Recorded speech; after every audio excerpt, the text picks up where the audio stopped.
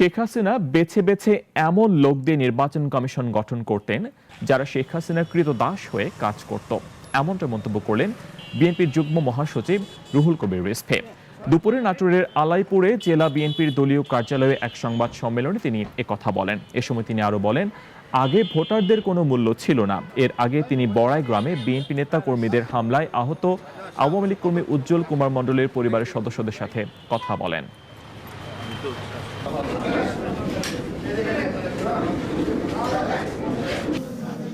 নির্বাচন কমিশন হচ্ছে একটা স্বাধীন সাংবিধানিক সংস্থা, তাদের তো নিজস্ব ক্ষমতা আছে। আপনার নির্বাহী বিভাগ যদি তাদেরকে কোনো আদেশ করে, অন্যায় আদেশ করে, সেটা না শোনার তাদের অধিকার আছে। কিন্তু শেখ হাসিনা বেছে বেছে এমন লোকদের দিয়ে নির্বাচন কমিশন করতেন যারা শেখ হাসিনার কৃতদাস হিসাবে কাজ করত। এদের কাছে অবাধ সুষ্ঠু নির্বাচন, এদের কাছে কি বলে যে ইনক্লুসিভ নির্বাচন, এটার কোনো মূল্যই ছিল না, ভোটারদের কোনো দামই ছিল না। বর্তমান নির্বাচন কমিশনের কাছে সেই ধরনেরই মানুষের প্রত্যাশা।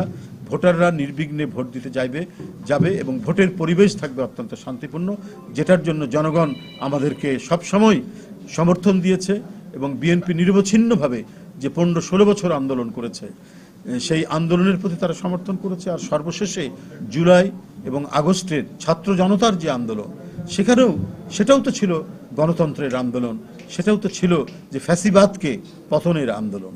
এবং ফ্যাসিবাদ পতনের গণতান্ত্রিক আন্দোলন মানে হচ্ছে যে কোনো ব্যক্তি, দল বা বিশেষ কোনো গোষ্ঠীর নয়, এখানে একটা প্রকৃত গণতন্ত্র, যে গণতন্ত্রে একজন ব্যক্তি নিজের স্বাধীন ইচ্ছায় তার পছন্দ মতো প্রার্থীকে ভোট দিতে পারবে। সেটাই হচ্ছে প্রকৃত গণতন্ত্রের নির্বাচনের প্রকৃষ্ট নমুনা।